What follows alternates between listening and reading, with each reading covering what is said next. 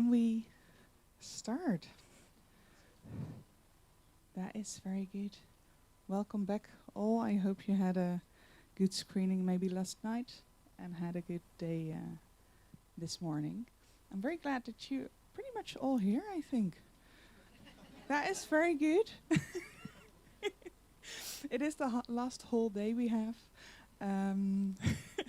So it's always interesting to see if people are still here with us. So it's very good to have you here. Today we're talking AI, as we saw on the program. We have Mark here, who will talk a bit about that a bit more. Maddy will also say a bit about that. And Pavel is here to talk more about that as well, about the way how you can run your cinema using ChatGPT. We have a workshop after that, a bit of coffee, of course. And in the afternoon, we will have a bit on developing inclusive programs and on developing work cultures that center well-being.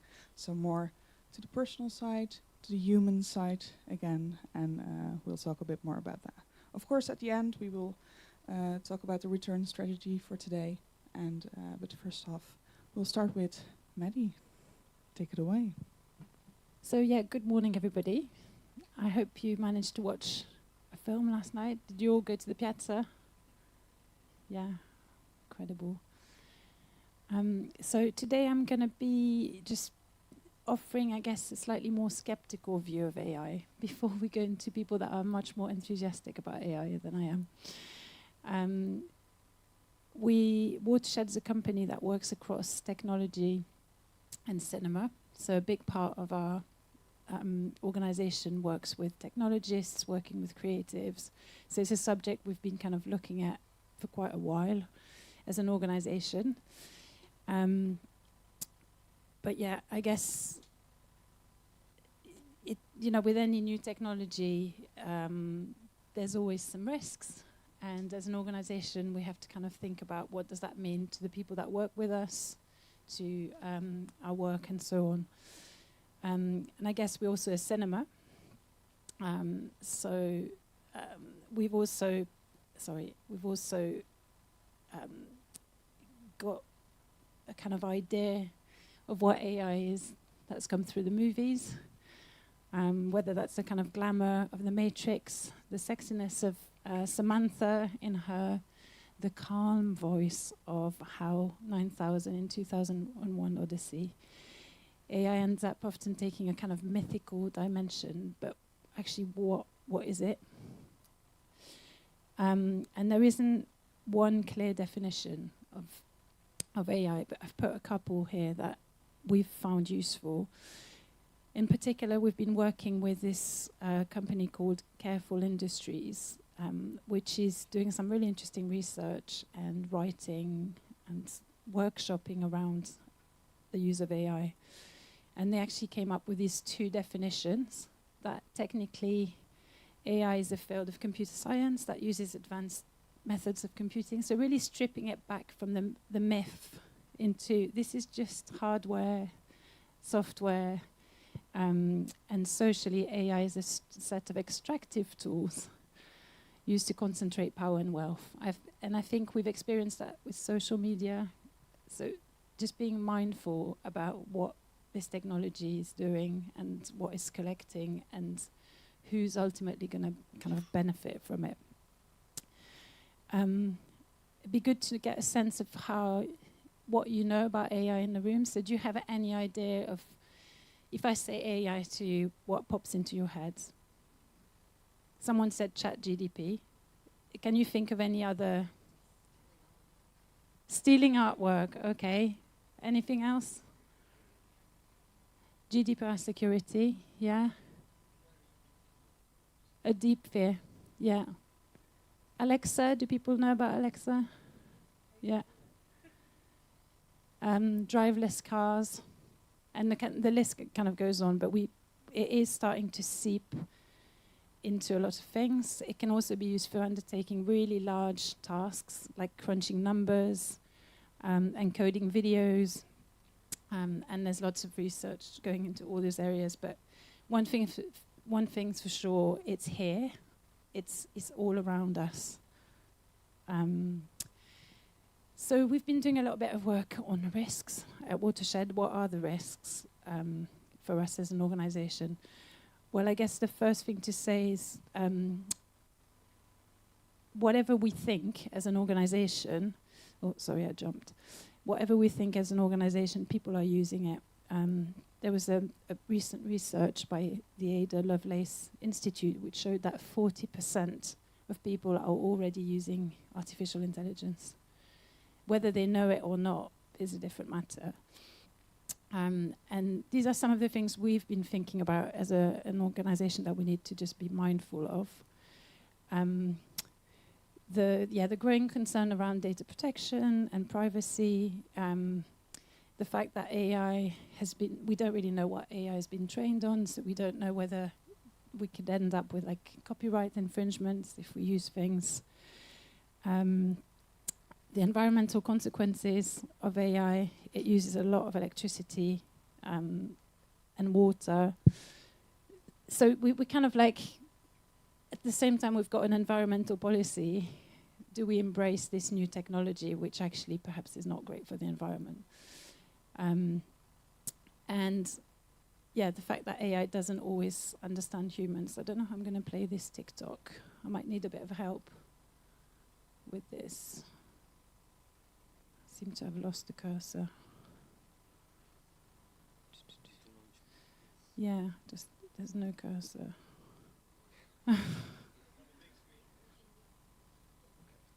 It's disappeared.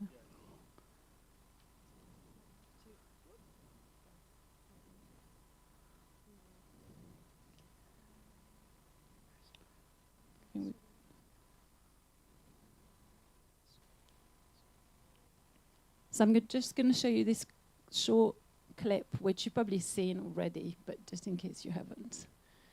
This was what AI came up with when it showed created pictures of people eating spaghetti. Generator Midjourney released an update that can produce insanely realistic photos of basically anyone, anywhere, doing anything that you can imagine. But the one thing it doesn't seem to understand is how humans eat spaghetti.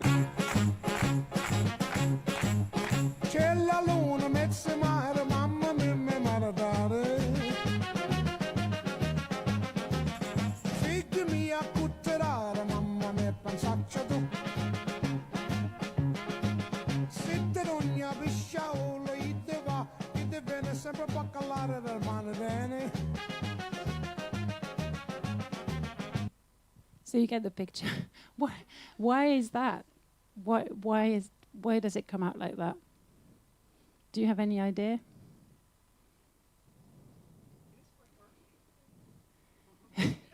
But do you eat spaghetti like that? I think there's different theories, but one of them is that there were a lot of pictures of children, babies, eating spaghetti, and that's how they eat spaghetti. Merged with pictures of adults, it comes up with that. Not your children, Fatima. Not in my house. And around the environmental consequences, we probably don't know enough about this, but there was a recent Times article which estimated that generating 100 words email in ChatGPT uses the equivalent of a 500 milliliter of water. So just something to think about.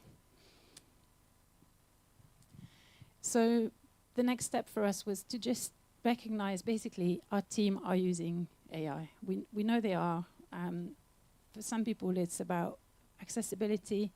They're struggling with their writing. They find long texts difficult, whatever it is. They find some of their tasks tedious and repetitive, and they're going to these tools, which they're finding really useful.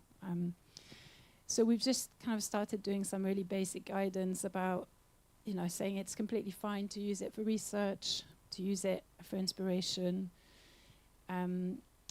We try to encourage them to speak to our IT team about what they're using, so we can sort of rationalize, how many accounts, ChatGPT accounts we've got, especially if it's to do with an access need. But we're really cautious about people putting out copy or images without really checking, is this right? Does it sound right? Does it sound like Watershed? And where it's been used kind of extensively for research, to actually say that you've used AI, or if you've used a picture that's been created by AI, or so on.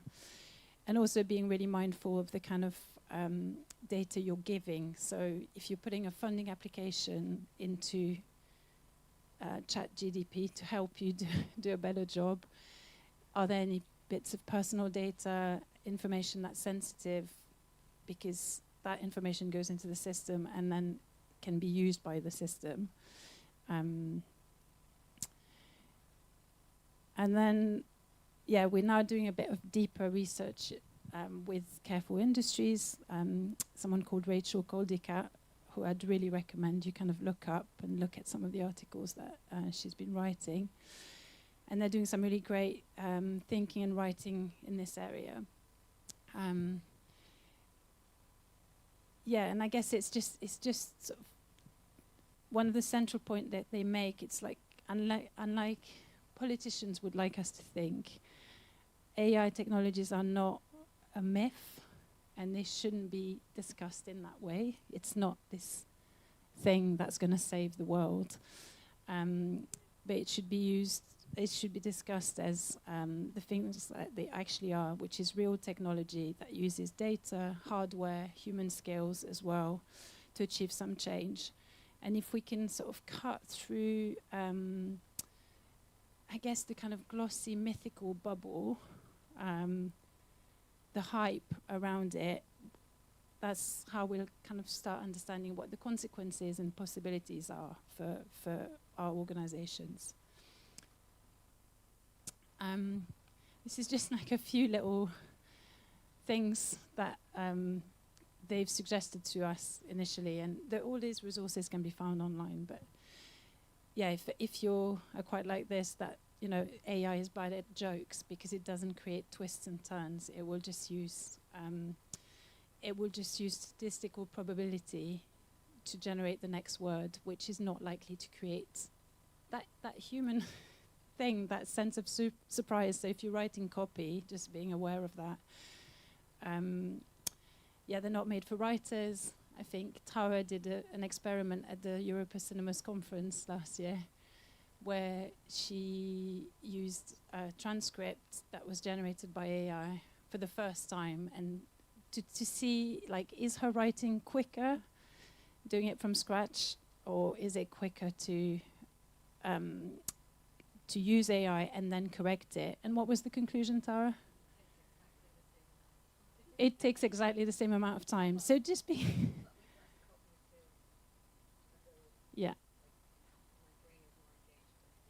Yeah, so with less cognitive ability, Tara felt less engaged while she was doing it. I'm just repeating it for the stream.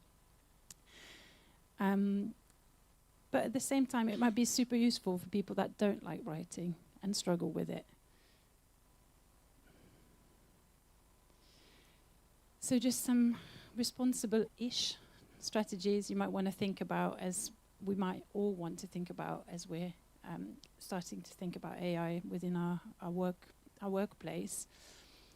AI makes mistakes, and it doesn't make the same mistakes as humans, so sometimes they're quite hard to spot.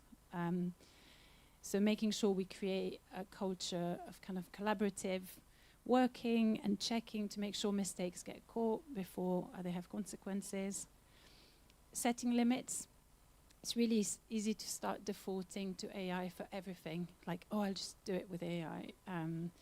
But you could end up losing some quite important skills, or stopping using parts of your brain, or losing people in your team that actually have those skills. And just remembering it's very resource intensive, so maybe setting limits to, like, when it makes sense to use AI, when it doesn't. And being transparent. I mean, we talked a lot about that yesterday, with the session on navigating politics and so on, but really being transparent about the tools you're using, doing due diligence on what are those companies that you're relying on.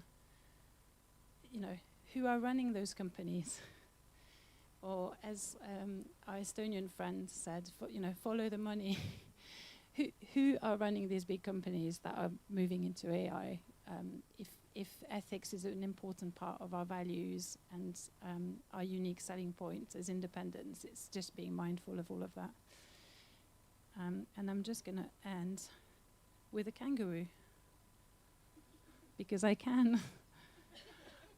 I'm not sure how to do it. Yeah. I need AI to help me.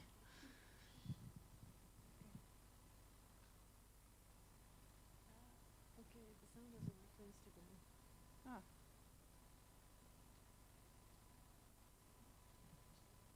Refresh, okay. Yeah. It's like you have to take off the mute. Yeah. Can we do it? No. Or maybe it won't. But just look at the kangaroo. Yeah, I mean this was a little clip that did the rounds with this kangaroo holding tickets. And I think it took quite a while for people to realise that. Oh, sorry, it took a little while for people to realise that it wasn't a real scene, because it was done so brilliantly. It really draws you in. And I guess the point that Dr. Konuk is making is around, obviously this is really innocent. It's fun. It's a bit of fun. It's actually quite a cool little marketing thing. But yeah, just being mindful that if it was used for something other, like something to do with the war or something to do with a really controversial subject, then those kind of deep fakes can be really problematic. But they're part of the language now, so they're both part of what we can do creatively. We can do fun things using this kind of technology, but also, being mindful of the content. So that's it from me. That's it from the slightly skeptical side of the picture. And now we're going to hear a different side. Marc de Quervain has been doing some fantastic work using AI with for cinemas, for slightly probably larger companies than a lot of the people that are in this room, but we thought it would be really, really useful to have the perspective of the commercial sector and what they're doing with AI. Later on, Marc will be doing a bit of more interactive stuff with us at the start of the workshop as well. So if you haven't had a chance to try AI yourself, there'll be an opportunity to kind of have a go. Marc. You can hear me now. I thought I was going to start by saying we're going to have a nice fireside chat, but it's a bit warm today. But I want this to be sort of a very relaxed session, really, and you can ask questions if you like as we go through it. But just to firstly say thank you, Fatima, and the whole team for inviting me to speak and share some information and knowledge with you. I'm very sort of keen to help people in every way through the cinema industry. So I'm the head of cinema strategy and operations at INDY Cinema Group.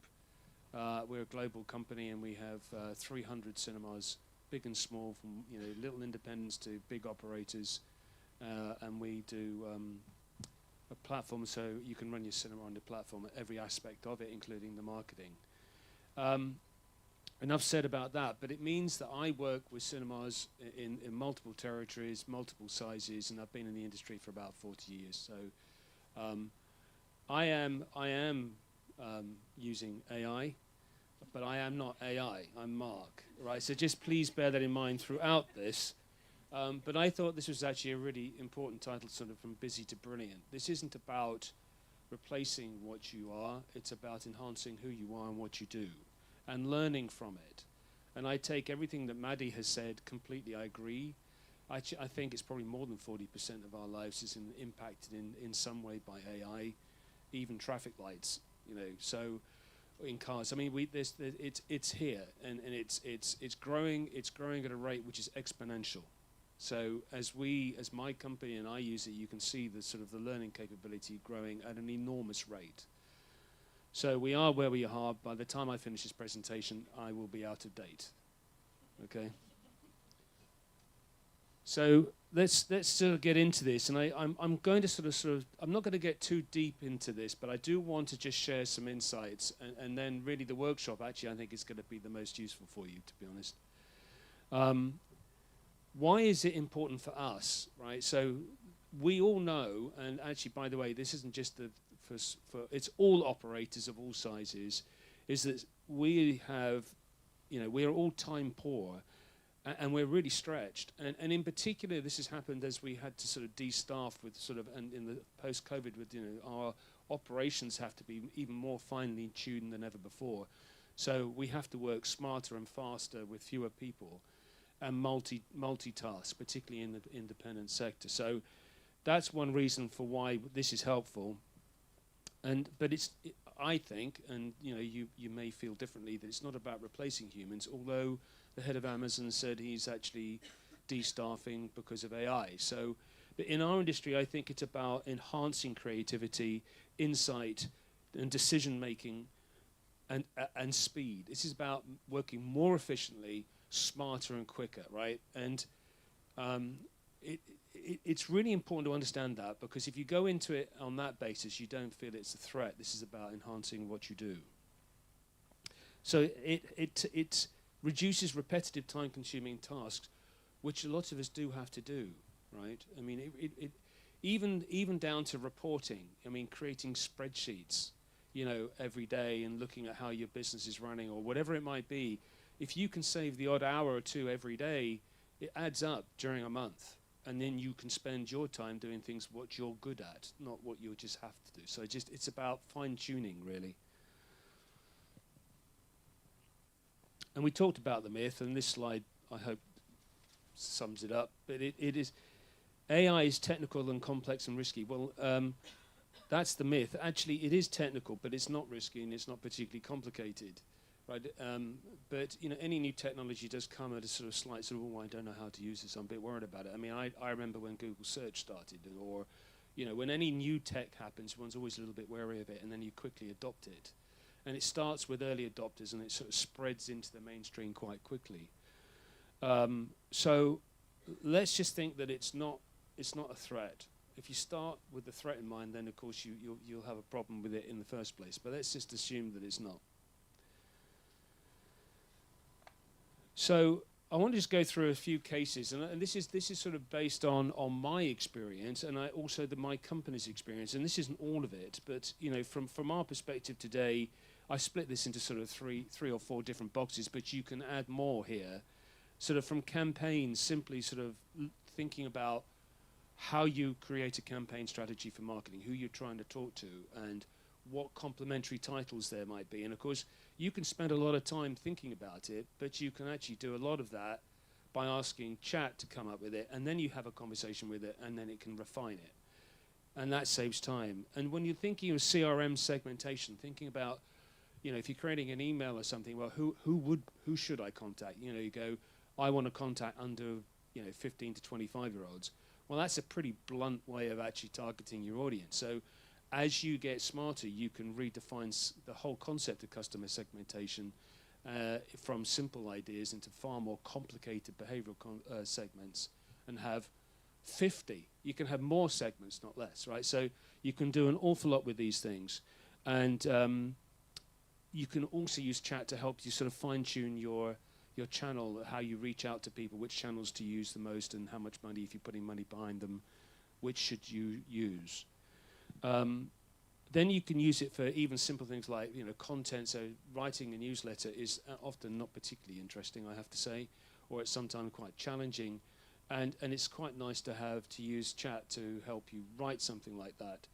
Now I get the fact that it still needs to be in the tone of your company, and it still needs to be in the way that you write it.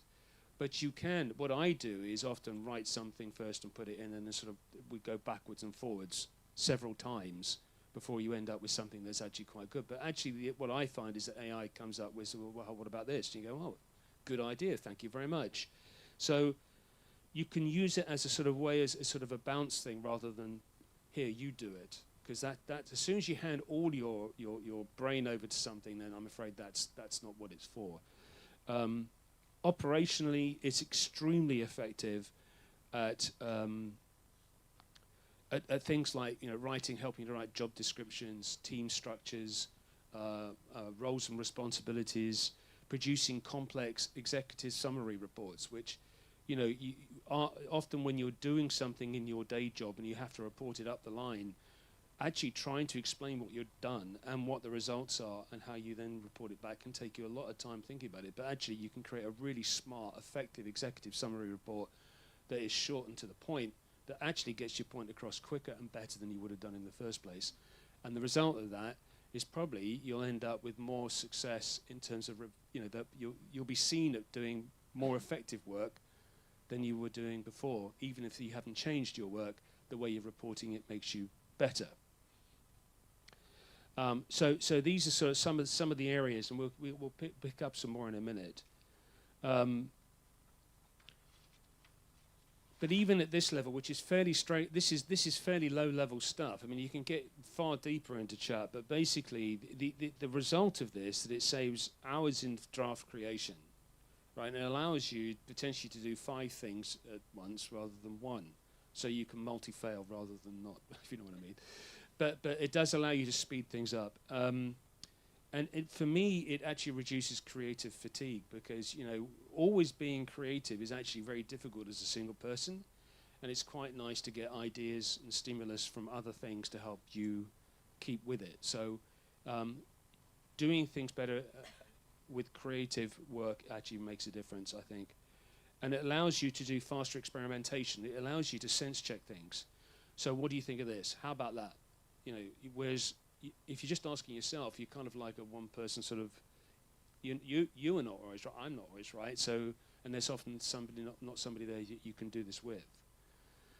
So the net effect is that people gain hours each week to focus on strategy, creative, and audience engagement, revenue, and management. Right? This is where we need to be even better as a business. We are in the business of making money or managing our business more effectively and more efficiently. So rather than sort of it's game-changing things in big steps, this is all about sort of small dials of change in your business that actually have a net effect of making you more efficient and your teams more efficient. So the other thing I want to say is that when you are, so it's like the eating spaghetti piece, right? If you go and say, show me something, you know, go off and find it, it hasn't, the references are not with you, it's with everybody else. But if you want to, you could put all your data, years of data in your business into your own chat, right? Every single transaction, even for the last 10 years, if you really wanted to. So when you are creating something like, you know, uploaded campaign spreadsheets, if you do this, you are then creating your own library of data, right, within your own chat. So then you go, well, here's all my films that I've released in the last 5 years, and here's every single attendance by day, by hour, right? So that's a lot of data, right? Don't worry about how much data you put in. That's just, it just munches it. It just crunches it very quickly. And then you go, what genres performed best among first-time customers? Now, that's a really interesting question, right? Now, you try and doing that yourself will take you a week, I bet. This takes about 3 minutes. Okay, so then it says, amongst your first-time customers, blah, blah, blah, these are the genres that perform best, and these are the films within the genres that perform best, and these are the days in which they did and which times of the year they did it. Now, then you can go, create me a program, a marketing program that reaches these people on these genres when they come out. So then it goes, here's the, and he creates the entire strategy, and you have the entire strategy probably within an hour. Okay, now you can keep digging because you get very, very granular. Now, okay, if you have one site, this is complicated enough. If you have like some of the big operators with 100 sites, this is really big data now. Because every single site within your circuit performs differently. Right, so now you've got to have different campaigns for different cinemas and different locations, different times of day, different genres, and different customer databases. So when you do this as well, you can then go, okay, so I've done this. You can go back to the chat later and go, here are all my results from my campaign. What did you find out? Now, that analysis alone would take you a lot of time. One is you probably know how to do it. By the way, you should know how to do it before you ask the question. That's the key. So it goes off and it comes back and says, well, you know, you had an uplift of blah, blah, blah, you did this, this, and this. Now, unless you know how it did it, you should not accept that result by any way, right? What it does, you should go, well, if you don't know how it did it, ask. And if then when it comes back and says, well, I did it this way, you can go, that's not the way to do it this way. And it goes off again. And so you have this sort of constant loop of dialogue, but please don't start doing this sort of analysis if you have no idea how to get the answer, okay? You've got to have some process in your mind, whether it's statistical, mathematical, anything, that, you know, correlations. You need to understand these things, otherwise you will get results that you just don't understand. Because as soon as you report it and somebody says, how did you get there? You go, I have no idea, which is really embarrassing. So that's one example, right? Just on this simple question, for example, on this data. The other one is, which I started to sort of work on, was about all the film discovery. So I have this sort of, I know that the majority of smaller films are practically have virtually no awareness at all amongst the general audience in cinemas. Now, it might be the heavy cinema goers and independents will definitely know about films. But if you take movies, right, like mid-tier movies, in you know, the awareness level generally in the population is actually relatively low compared to blockbusters. We know that, and I've tested it and proved it. So what we got to do is find ways of creating campaigns that drive awareness first. So awareness, once people are aware of something, then at least they can make a decision to go to see the film. So already I've almost gone off talking from chat, but what I'm talking about is a business problem. So the business problem is, what sort of campaigns can I create to create awareness and interest and then retarget customers afterwards? Now, you're probably thinking, well, I could do this, this, and this. Now, in chat, so I said, look, here's a whole lot of data. What I want to do is to get people to watch trailers and score them and then retarget them, but then I want to segment it and do a whole marketing campaign. So chat comes back with all the different sort of things that you can do, how to set up the campaign. So even a simple thing like, well, you know, get people to watch trailers and rate each trailer out of 5. And we've done this at Watershed in the projects, right? And quite a few cinemas in the group we're working with weren't doing this. So once somebody rates a trailer out of 5, and they say they give it 4 out of 5, this might be for a really small film, by the way, that they would never have normally watched a trailer. You can then retarget them by email or by whatever method you want. But this whole campaign, the way you create your campaigns, chat was really helpful in sort of coming up with new ideas of how to do it. Yeah, and that includes the copy as well, by the way, right? Because writing copy to people who are not interested in cinema for people who are interested. So we love cinema, right? But a lot of our customers don't. So how do I write copy to people who are not interested? That's a really, so chat can help do that. And then emailing strategy. This was a really interesting one. And so I came in with the business problem, which was, I'm sending newsletters every single week to my customers, okay? But most of my customers only go once or twice a year. This is actually pretty common in the cinema industry. People go, 60% of most customers go only about 2 or 3 times a year. So, but I'm sending an email with a newsletter every single week, and it's like, I have to send my newsletter. It's got to go on a Thursday because it's really important. But the majority of people don't actually read it because they're not engaged in the first place, right? So then I use chat to say, well, what else could I do? I need an email calendar. I need an email strategy that actually is focused on the infrequent cinema goers. Okay, now that is a really interesting business problem. So it came up with an incredibly interesting way. I mean, I kind of knew what it was going to come back with, by the way. But again, you need to have some premise of what the answer is. But it came back with a really detailed, almost, week by week, day by day, segment by segment, different types of email campaigns and and communications that we would get people involved in films where other than the boring old newsletter. I say boring because most of them are not very interesting. So it would be much more like gamifying kind of content. So like rating trailers.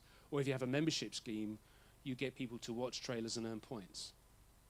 Or which director do you like the best? Or which is your favorite film? So you have a much more sort of, win a private screening with you and your friends if you do this. So you're having a conversation with people and you're collecting data that you retarget back. So the whole point of this campaign was to actually use chat to help me create content that allows me to take more data back and retarget in a huge way every day, right? So, but to create a 90-day emailing strategy, CRM calendar, in under 2 hours is unbelievable. Okay, so that's what it did, and I'm happy to share that with you. By the way, that's another day. And then lastly, another one I was talking about membership strategy. So this is also very interesting because when a lot of you may have membership programs or be part of membership programs, but do they make money? How effective are they? People say I've been running my membership program for the last 5 years. It's brilliant. Well, I don't know. Is it? So the question is, what can I do with my membership program and all the data I have to optimize it? And you can put all that data into chat and you can say, here's all this information, here's all the emails I sent, it's all in the same chat, and you go, what do you make of this kind of thing? How effective is it? Ask really specific questions. And what it will do is go, well, actually, you've only got 1 tier of membership, you need 5. What do you mean 5? 5 tiers? Actually, you do need 5, right? But it comes back with these challenging thoughts, right? It may go, you're missing a whole, 60% of your customer base is either inactive and it's not a member. Well, that's not very good. So I now need to lean more to infrequent cinema go. So you can completely rebuild your membership programs and optimize them financially against your own targets, your performance strategies. So this sort of work, by the way, would take me normally 2 to 3 weeks. But you could probably, I would have this done normally with chat now in about 4 days, something like that. It's enormously more efficient. But again, I have to stress, you have to know what you're talking about, right?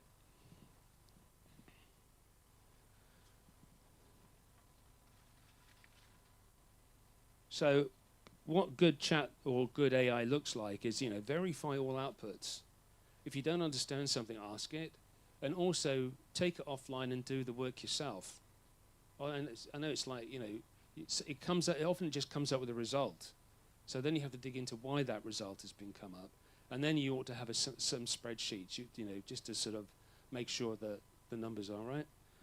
Have a clear idea what you want. Don't accept the first thing. And provide a detailed brief.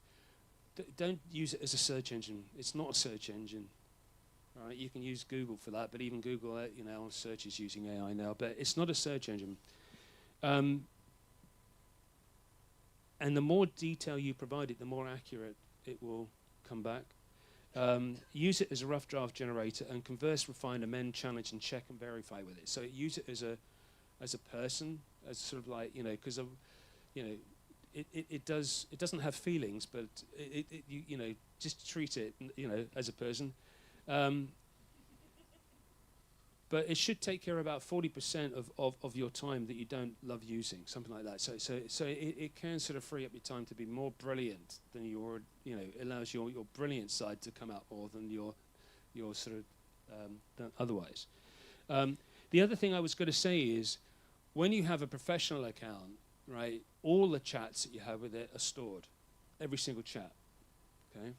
So that means over a period of time, you can go look back at all our conversations in the last year, pick out these things, do this, and so you don't have to keep re-putting stuff in, right? If you build a history. And that history becomes quite a valuable database in its own right. So I think it's a great enabler. Like a lot of technology enables you to do things, but I don't think it will replace you, me. Well, it might replace me, but the important thing is it also frees you to build more relationships with others in the team. right? So instead of being bogged down at your desk, thinking about how to word a sentence, you can actually talk to people and start doing sort of grow the business kind of thing. And it allows you to lead strategic change. So you can actually use the information really to make decision making more easy, right, and faster. Because sometimes businesses are really bad at getting the data together to make speedy decisions. And you know, I've seen it where reporting is live in a sort of environment where we actually ask chat, you know, over the last 5 years, which products have sold the best, and against which films, and how do we, you know, what items should we put on at different times of the day so we optimize our retail sales. Now, we did this with our clients. That you would it was this typical sort of exec meeting kind of sort of conversation. You know, how do we optimize our F&B? You know, well, that's a really interesting point, but then, well, where's the data? Then you go, well, I've got all these spreadsheets, but I have to go to the business analysis team to actually produce the numbers. Well, we put this in chat, and we got this out. So, well, if you take these retail items and put them on these times of days, and at these prices on against these films, you'll make more money. So how much more money? Well, it'll tell you what the hit rate is. And it'll get to the point, by the way, it'll say, would you like me to implement this for you? All right? Which is the segue to the next one, which is, well, really, you know, you can ask really, really complicated questions, right? Multifaceted questions, and providing it's got data sets that it can dig into, right? It has a place to go, particularly your data. So giving your data into an AI is really good, or via another platform. It will optimize your staff, and it's not just who uses it, but also staff hours, right? So it's things like, how do I schedule my films so that my staff hours don't go up and down like this, right? I want to make sure my staff hours are like nice and smooth. My film scheduling is smooth. And actually what I do now as a metric as a company, I look at my revenue per show, including all my operational costs rather than just attendance. Because sometimes you might actually not want as many you can move people around in the way you schedule to make sure your staff hours are optimized. Now doing that every single day, in every single screen, is actually quite a chore, and you might get it wrong. But if you improve your staff optimization by 5%, that's a lot of money, right? So the staff will be happy, and you don't have to sort of get people sort of walking in and out or just hanging around doing nothing. Film forecasting is a great one. When I was at Sydney Europe, I actually, you know, in a meeting, I actually downloaded a whole load of data on the US market. I was able to start forecasting films using chat, you know, like F1 and all these other films coming up within about 2 hours, using, I think, over 5 years of data from the US. Matching audiences to movies is a really good one. So, and also coming up with comp titles, because we go, oh, what films is like this one, so that we can measure it. And you kind of go, well, actually, there are all these other films that you can't remember, so it'll help you find those films. It'll certainly help you with pricing. So if you want to play around with pricing a bit, you can say, well, what if I move my pricing a little bit by this amount, and it'll come up with a number. But of course, as I say, it will then ask you if you will. Will ask you if you want. You know, can I implement this for you, and when do you want it done? So we actually got to a point that, just going back to the menu boards, that we actually asked Chat to create menu boards for cinemas based on the films that they were showing, and actually created the actual visual of the menu board. And it wasn't like the spaghetti one, but it wasn't great. It wasn't great. But it did come up with a really interesting sort of selection of products that we didn't think about. I mean, then you can take it and sort of obviously redesign it yourself. So those are some of the things. And also from our perspective, we're using it to write code. Obviously, you can actually use it to write sort of quite complex code for different things, and it can also write, you know, CSS code for websites. But again, it's quite interesting. I was talking to engineers and developers, and they're saying their job has changed from writing code to checking it. You see, so whilst they go, oh, it saved me days writing code, but now all I'm doing is checking it. Was, you know, is that the job you signed up for, kind of thing, right? So this next slide basically is a summary of the sort of things that you could save time on. You know, first draft copywriting, segment building, partner deck preps, spreadsheet, insight pools. I mean, these are sort of just small amounts of time, but actually as a percentage, it's very real time saving. But I thought, well, rather than saying, well, what does chat say? This is from chat, by the way. I didn't write this. This is chat. But then I asked actually chat to say, well, look, you and I have been talking quite a bit in May this year. How much time have I saved? And he went, oh, okay, Mark. So this is what you've done here. Obviously, I think I've done these. All right, and then you've got how much time I've saved here, 31 hours. So I've saved 31 hours, which is about 3 days, 2 days, 3 days, 4 days work. That's on my work, right? So 3 days of my time I've got back, so I can focus on things that really do matter. I mean, it's interesting that chat came up with that. And then there's a cost, and I thought I'd share some of this, and I'm going through the same situation with our teams, which is, it's not expensive, but if you have a large team, it becomes of a cost that you probably didn't forecast, but you do need I think you do need to have a professional, membership, and also sometimes, I know it's crazy, but you shouldn't just use one. You shouldn't just use ChatGPT. You should be using 2 or 3 different AIs. And of course, what chat doesn't know in that last chart is that I chucked all that information over into another AI to check it. So I actually use AIs to argue against each other, which is actually quite funny. It's not real time, but rate the one you work with. It says rate the work out of 10. It says, oh, this is really cool. This is 9.7. You shove it into like Copilot. And what would you rate this? 8. It's really hilarious. So you can use it that way of bouncing things around and get different chats to argue against each other. So don't be frightened of doing that. But there are costs. So if you have teams, you just have to agree what the company policies is, which was to Maddy's point. We only talked about the other day. We have 30 people in our company, and probably all of them will need premium membership. So we just have to think about how that works. Final thoughts. It's empowering. It doesn't overwhelm. Use it to save time, boost creativity, improve decisions. The future of cinema is smart, human-led, and AI-assisted. That's my view. And let's keep it that way. Just keep that little animal in the box. Just tame it gently until we all finally leave this planet, then I don't care. And then, of course, what's the first task you're going to ask for? But I then thought, I'll tell you what I'm going to do. I got information on you all here about what your views of AI. So I thought, well, we could do a Q&A, but I thought, well, actually, I gave chat who you are, right? And I gave chat how you feel about AI, and I said, give me 3 questions and answers. So these are not my questions, and these are not my answers, and I haven't edited them. I'm already using ChatGPT to write posts. What else could it do it for me? Use it to build a full campaign, ask for CRM segments, email sequences, subject lines, survey questions, even scheduling and budget drafts. You're not just writing faster, you're thinking faster and smarter. Quote, unquote, chat. It's a good question. It's not bad. I'd give that about an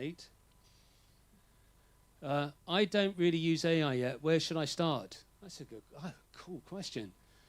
Start with something you already do. Draft me a newsletter, write me a survey, summarize this meeting into bullet points. So, help you to summarize a call, a meeting.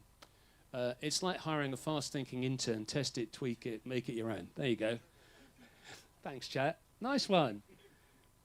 Can AI actually help with programming or scheduling? Yes, and it's already doing that in other sectors.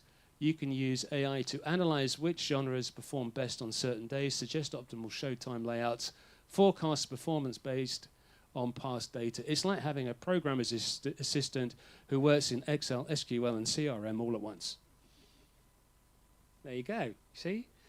Oh, good questions. So I don't expect any more questions today. Thank you.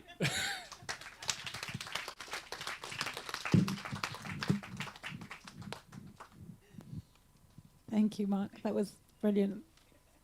do we have any questions for the human behind the AI? I don't know if it's a question, but I was wondering whether the data you enter in it actually will help us when we use it, because you're already training it with what you're doing with it. I don't know if many cinemas, that's something maybe now a question. Have you asked ChatGPT how many cinemas are actually using it to assist them? And Well, for what? Well, firstly, we can actually ask Chat that in a real example, right? We'll see what it says. Yeah, we'll This do is that obviously- at the start of the workshop. And, Yeah. and the second thing is, I would make sure that you use only your data to start with, right? But also other common sources of data that you can get, like from ComScore and stuff like that, right? You know, what you don't, or I mean, what I don't do is use different cinema data from different cinemas who are competitors into the same database. I keep them everything siloed. All right, but in your case, you would want to look at your cinema, your data, put it in, and use that. And then you can, it can then go off and search for other information, but then you think whether it's valuable or not. You need to hold it. Oh, You sorry. need to kiss it. Okay, that's it. Okay. Yep. Yeah. Any other questions? Thank you. It was very interesting. I wanted to ask what are the tools you are using to collect data, and if there is anything which is low budget. Like, you know, I don't know what our first comers see because I don't have this data in my reports. So do you know of any tools that can bring me more data?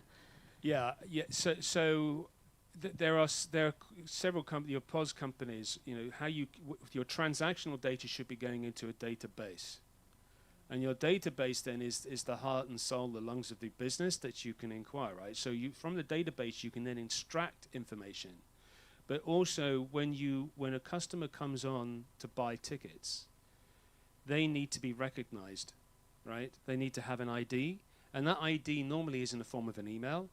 But in some other territories, you know, a mobile phone is okay, and even like there's the last 6 or 7 digits of a credit card you can do. But it's not quite the same, that, by the way. And in some countries, that's not possible. And in some countries, there's no GDPR, so you can just opt everybody into the data, but in our case, that's not true. So once you know who the person is, even if it's an email, they get an ID, that ID then goes through every single transaction that they make that's trackable. So when you create reports, you should have a reporting system that allows you just to say, segment bills, show me the last, you know, who's been in the last 3 months, hadn't been for 6 months, hadn't been for 9 months. What's my recency and frequency model? That's another great conversation we can have separately. But that's a really, but if you put the raw data into Chat, it could probably surface it, but you've got no way of checking it. So you need another set of reports just to make sure that you're not sort of comparing apples with bananas. But Okay. to give you an example of our cinema, we use Airtable, which is a kind of DIY model that we've built, and then we did do some work with Mark around, because we had all this data, but we weren't, you know, we were analysing things like new audiences, which was really useful.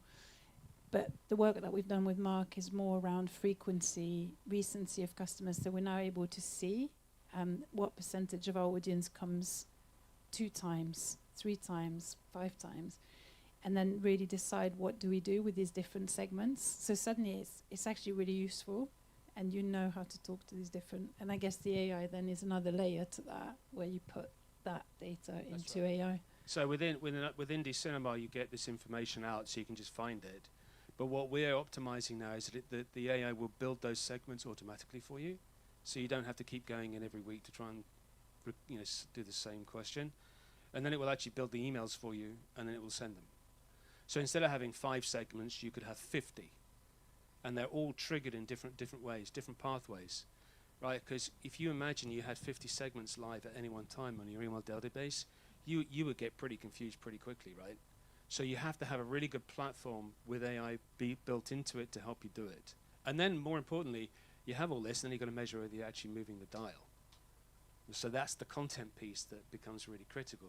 So the enabling bit is the technology. The content bit is what you decide to make people act differently. So I think we're going to park it here, but Mark's staying with us for the morning, and we'll be coming back before the start of the workshop just to have a bit of a play on ChatGPT. Thank you so much, Mark. That was really insightful. And we now have Pavel from Kino, Pilotů, who is going to show us some probably smaller examples that are more tangible for the types of cinemas that we are. My name is Pavel. I'm a manager of an art house cinema based in Prague. And today I would like to talk to you about the usage of AI, let's say, in my day-to-day work, and just give you a little insight on how helpful it can be and how I actually use it. Obviously, we have a lot of people here that either manage a cinema or even multiple cinemas, which is crazy to me, because I only manage one. Or people that run film festivals, run distribution companies, and we all know that working in a film industry is extremely fun and interesting, but at times can get really hectic and stressful as well. Yeah, so me personally, I sometimes feel that there's so many things to do that at the end of the day, I feel like I've done nothing. So yeah, this is where AI comes in handy and helps us, or at least me, finish some of my tasks that would probably take me forever to finish. So let's start with why we actually should use AI, or why we use AI in art house cinemas, or in cinemas in general for this matter. Also, please keep in mind that all of this comes from my personal experience, so what works for me doesn't really have to work for everyone else, right? Yeah, the main reason is that we usually work in a really small teams, and it's not because we choose to do so, it's because we are forced to do so. We basically cannot afford to for anyone else to join our team for many reasons, mostly I would say financials, but there are more reasons to it. And the workload that we have tends to get really heavy. And yeah, sometimes it's just impossible to finish every single task. And we feel like we need an assistant. And we actually have one. It's called ChatGPT. Sometimes we don't even realize. Well, it can't make us coffee, but you know, it can help us in other ways.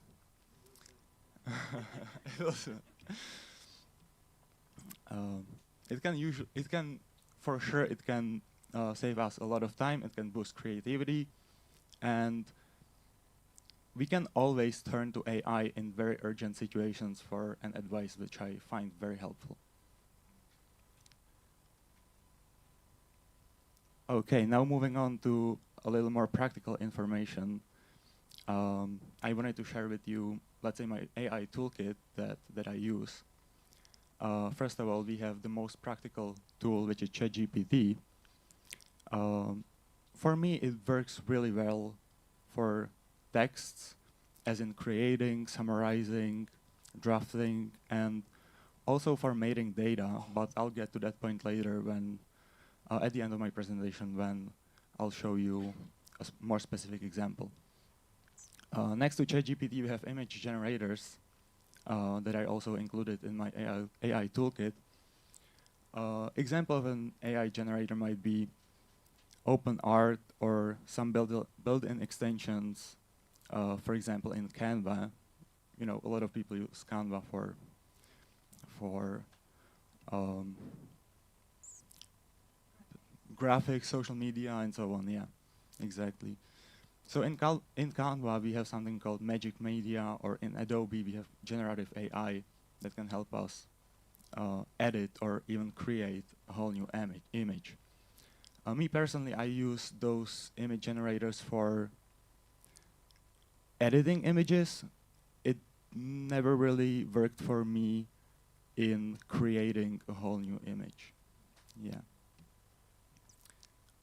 Moving on from image generators, I also really found very helpful subtitling tools. I personally used those for subtitling a short marketing videos, especially interviews. It can help you really reach out to a new audience, because what you can also do, you can translate those interviews and subtitle it. In most cases, it would be for in English, but you can choose other languages, I assume. Examples of a good subtitle tools that you can use would be Video AI, which is also, by the way, free, so that's very good for a lot of us, or Anime Maker or Captions AI. Last but not least, we have AI extensions. I mentioned them before, but they are available in a lot more services or softwares than you would guess. You can use AI extensions in Google Sheets. You have Gemini for Google. It can summarize. It can do a lot of cool things. You can also use AI extensions in softwares or applications like Notion or ClickUp, which I personally use ClickUp, but people, choose different tools as well.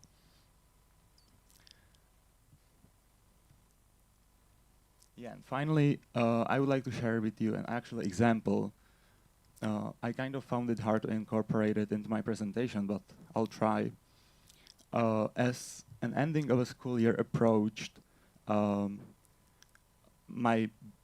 most of my focus was shifted into school screenings and getting schools into our cinema. And I had to contact a lot of schools and a lot of teachers. So I had to find a lot of contacts. Well, school websites tend to be very chaotic, and contact lists looked like this. As you can see, first of all, I couldn't properly copy and paste the contact list. Every time I tried to paste it into a Google Sheet, it pasted into one column, which was basically useless for me. And also, you can see in the picture that there is not the part after @ is not included in the email address. I don't know why, but that's how it is. So what I did, I basically copied the table into ChatGPT and asked it to, first of all, add the part after @ in an email address, and second of all, import it into a CSV file. And that's what it did. It took me like 10 seconds. So instead of copying every single email address into a Google Sheet, ChatGPT did it for me. And you can ask it to make it an Excel file, a PDF file, Word document, CSV file, whatever you need, and it will do it for you. So that's what I did, and then I used it for a mass emailing campaign, and it was very easy.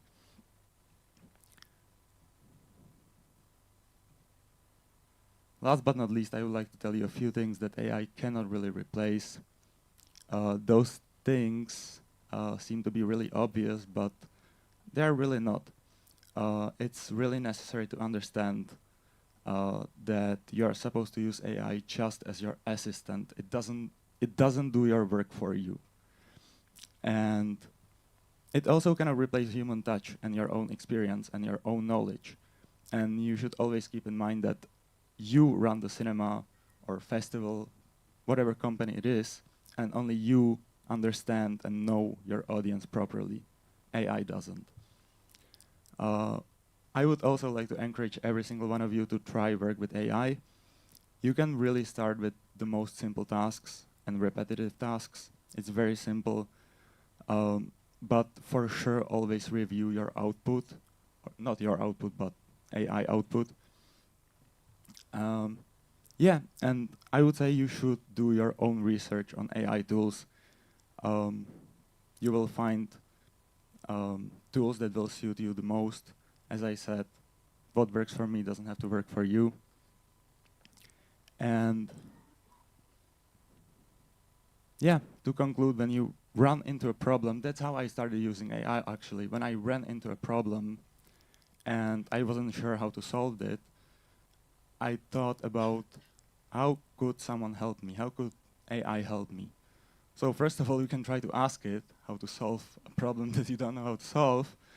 And yeah, just explore and try to work with it.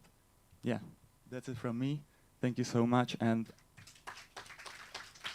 I would also love all of you to share your experience with AI with us because, yeah.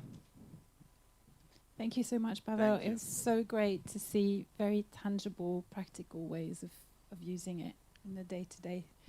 Thanks so much for the examples. We've got a little bit of time for questions and for people to share, their own experiences as well. Like, it was great Pavel was able to share with us. Has anyone else either got a question or wants to share something they've used and that they've found super useful? Okay.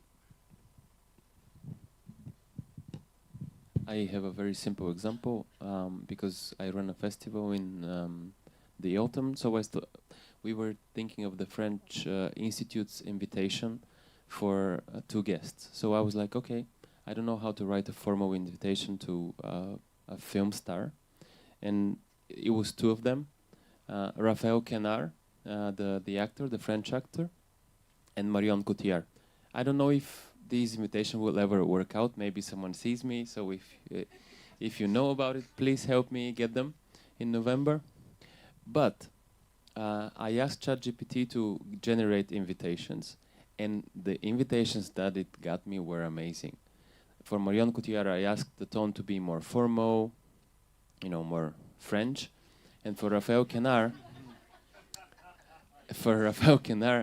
since he's very easygoing, like he's very funny, and the film that we're inviting, it's a documentary he's doing. It's lovely. I Love Peru is the name.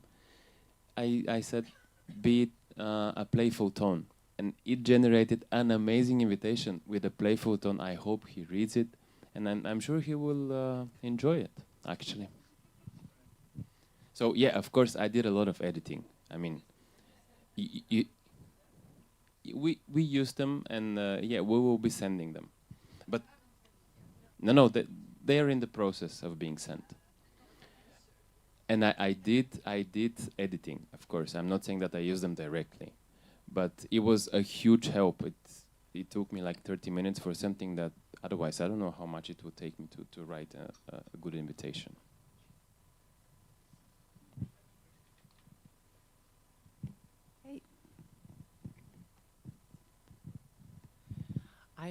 I have more a question that an experience to share. Does anybody use AI for managing your team, for time sharing, this is something I'm really interested in because it's time consuming. I feel like that you should maybe use different softwares for, I don't know, task management, and then you can use AI built-in extensions for optimizing. Yeah.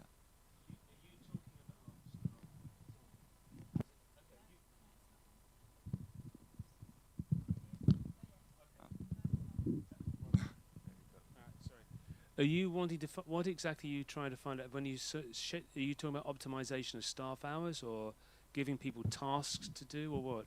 Both. Both. Well, in terms of I agree with you. If you, yeah. Right now. Right. So on the scheduling the staff hours, then you need to have a piece of software that actually records the staff hours, and then you can actually use that data to and AI to optimize who should do what when, sort of, and the influences of your business on staff hours themselves. So you can look at the things that affect staff hours and make changes on those rather than just changing staff hours, which I was talking about. Your film scheduling can make a big difference. Then tasks. Well, what I've found is that you can create it can help you create very specific tasks and roles and responsibilities under each individual person. It can help set targets and the ways to measure them, because you might go, one of your objective is to get a higher open rate of emails for whatever reason. It may not be a good example, but then you have to figure out how you measure that and what it should be and what the stretch target is. So it'll help you go through all of that, because sometimes if you're going into lots of different sort of departments or roles, sometimes those sort of targets can change quite dramatically. And also you can check with AI whether one objective of one part of your team is actually opposing the same objective of another part of your team. Right, so if, for example, one part of you, I'll give this, this is a real example. So we had, so managers might be paid on revenue, right? Whereas other marketing will be paid on admissions, getting more people through the door. But then to get people through the door, they may have to lower the ticket price. So they do more offers, and of course the managers go, I don't want to do offers because I'm earning less money. So then you get within the business you get conflicting objectives. So AI can help sort that.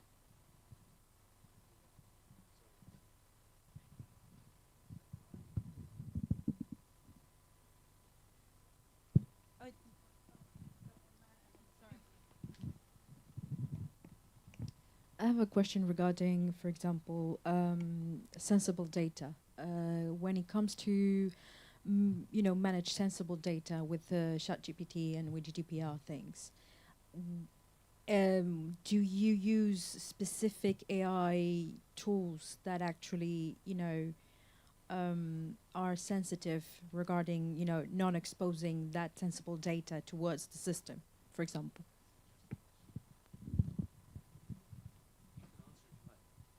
So on this point, right, this is a really interesting point. I meant to make it earlier, and in fact, in your example, it reminded me. One of the things you do when you upload information into chat, I don't upload customer emails. I use unique IDs. So make sure that you don't start pushing all your customer data into chat, because I think that is starting to infringe into GDPR, and people don't know. You haven't told them that you're doing it. So, but you can use unique IDs. Now, I don't think like chat and others are sensitive to this. So do not rely on it, right? So always check. That's what I would say. So I don't know of another platform that is like GDPR compliant, so to speak. And I was saying, like with when you did your emailing, my question was, did you have permission to email the schools? You see, so that chat wouldn't know that, right? So depending on what you're doing, just be very careful, especially with customer data. I mean, please, credit card information, address, phones, texts, emails. Be careful. I guess with the schools, it's a little different because those are public data. So, yeah. Yeah. So the same rules apply that you on other platforms. Anyone else has got anything to say? Thanks for excellent presentations. I have a more general question. What do you think about ethical concerns, especially environmental objection that Maddy was putting forward? Sorry, Mark. Put you on the spot. I was going to suggest you take it. No, actually, seriously though, I think it's a really good question. All right, but one is films are being generated in AI. I mean, AI is being used in filmmaking enormously, and that so maybe it goes all the way down the chain. If you have a really strong feeling about it, then one is don't use it. But then I think you're going to struggle with other technology in your business that does rely on it. I imagine projection will, to some degree, and all that sort of stuff, your computers. And then your content that you show will be using AI in some of its creative processes. So I am concerned about it, but I'm not sure what to do about it, honestly, in my, because I use AI probably without knowing it every time I go on Netflix, or if I'm driving my car. I have no idea. Well, just before, as I was doing this presentation, because this is not my area of expertise, we were hoping to have someone else, so I'm filling in. But yeah, I had a conversation with our CEO, who's much more involved in the kind of tech world, and she was saying that actually there's quite a lot of progress that's being made, because AI companies are realizing this is going to be an ongoing thing, and you've got consultants and groups like the ones that I mentioned in my presentation, Careful Industries, that are looking into this as well. So I'm sure we'll have like measuring tools. There'll be companies that will start doing better work than others, and we just, like with anything, we need to be mindful of like which system are you using. Is it the most sustainable one? And certainly at Watershed, we are going to be implementing this idea of tokens, like how many AI tokens do we give ourselves?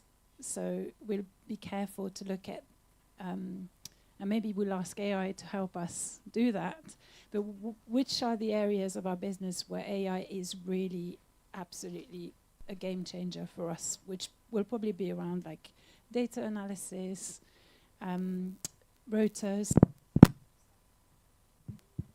staff rotas and those kind of things. And there might be other areas where we just think, you know, we've got an IT development team, for instance. We don't want to lose those skills, and we might not want to use AI for that. So I think it'd be a balancing act. Like going back to yesterday's session about politics, is how do we navigate all those decisions? And I think it's good to think about it from the beginning. I just have a question to you, Mark. Did you have any idea to start programming with AI, or maybe you already did? And what would be a workflow for it? Well, when you say program, as in scheduling, yes. Even within our own system, customers are using our smart scheduling tool, which uses AI to optimize which screens to use, what films to put in which screens, which are the best time of day to actually start it, the gaps between the films, and then scheduling the rotas so that you're actually running your cinema even more efficiently. So it's happening now. And as you just said, so when I was at View Entertainment, we started, I think it was 15 years ago, we actually started building an AI specifically for us to do film programming. And then, of course, AI was just a twinkle in the eye of most people, but we recognized it came from the idea that we knew as a business if we scheduled better, we'd make more money. We wanted to schedule more films at the right times in the right locations. And at that time, I think we had about 80 cinemas. So it was actually quite complicated. Because, you know, film buying teams would go, well, I'm putting this film here because I know it's going to work. And you go, well, how do you know it's going to work? I have no idea. I've been doing this for years. I know.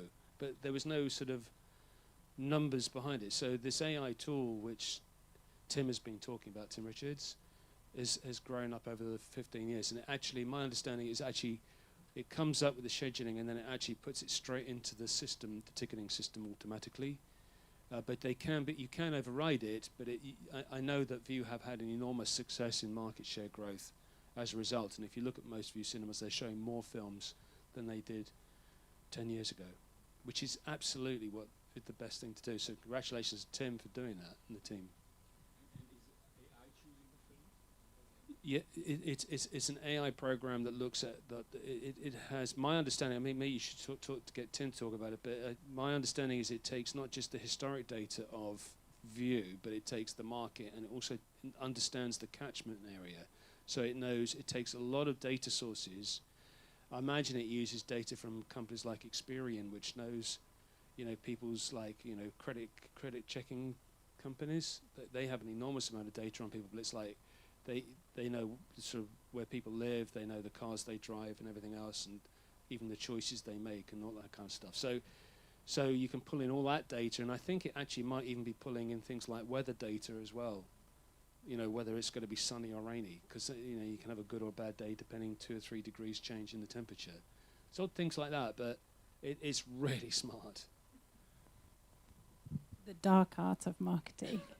No, but also what's interesting with View is they do have a programming team as well. So, I'm sure it's a conversation with the AI. And then the other thing that's been interesting is they have set up an arm which is doing what we call in the UK foreign language films, European films. So that, and I wonder whether that's come through the data that, you know, that they see now that there's a potential market for films that are not getting into distribution in the UK. So there's a new partnership with Modern Film, which is looking at acquiring these films. So yeah, I mean, it's an interesting space.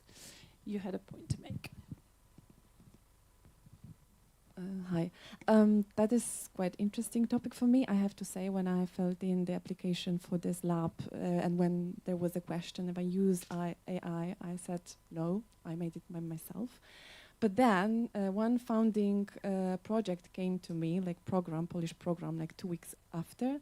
When I saw this program, I said, oh my God, who can answer those ridiculous questions? How my culture project can develop local industry and so on and so on. So I used the AI and that was really helpful. And I got really crazy about this because I thought some of those questions were really written by AI. So AI answered those questions.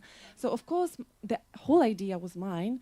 But you know, the application was more or less written by AI. I got crazy, and then my team followed me. So I saw like posts and then images, and you know, they were like, Agata, it's really, really helpful. So let's use it. Like, so now we use it in my team. But I have a question: do you speak with your team where to put the borders? Like, do you reflect on it just from time to time? Because this is something in progress, right? Yeah, I mean, that's pretty much what I was saying at the beginning, with that we are putting the borders.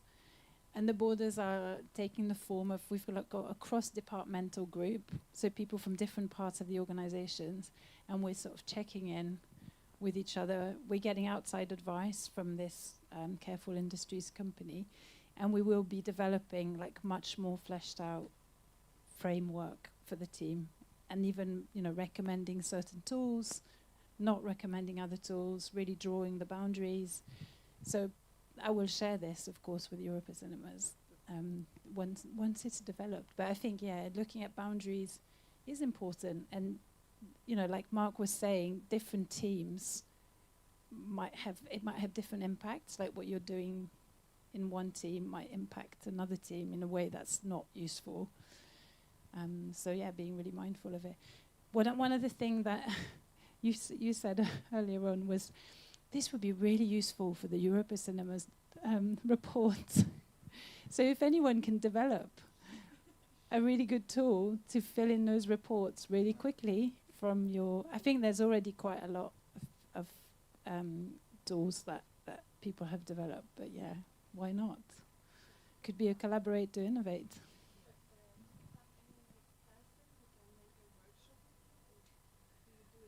Well, we're asking this company, Careful Industries, to do some workshops with us. Well, to do at the moment it's consultation, and then it probably will be workshops. Yeah. Very much. I mean, you can find really specialists in AI almost everywhere in the world, in your own countries. There are a lot of young companies, I mean, startups, which are really dealing with this.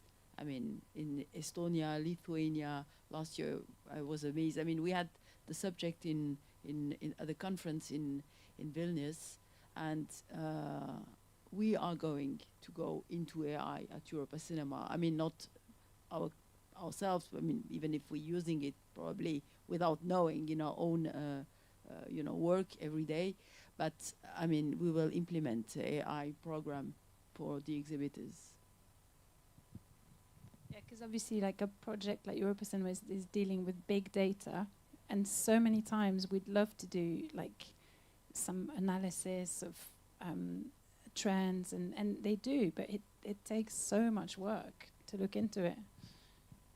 And Noemi is going to present this afternoon the training bootcamps, program that we set up last year, and really use it as much as possible, because you can really hire, I mean, Mark, someone else, I mean, specialists to do that, and to come and do that with your colleagues from, I mean, we organize its local sessions, mostly, I mean, and this is the objective actually, but I mean, still you can really bring somebody to explain that to you and your colleagues, and to better understand how to use it properly, and of course, in the framework of ethical rules,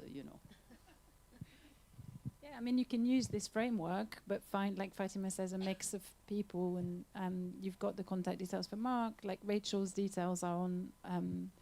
There's a lot of the resources I shared are actually online, so you can, create your own version with other exhibitors. So we're going to take a break now, coffee break. Thank you, Mark, so much for. And Pavel.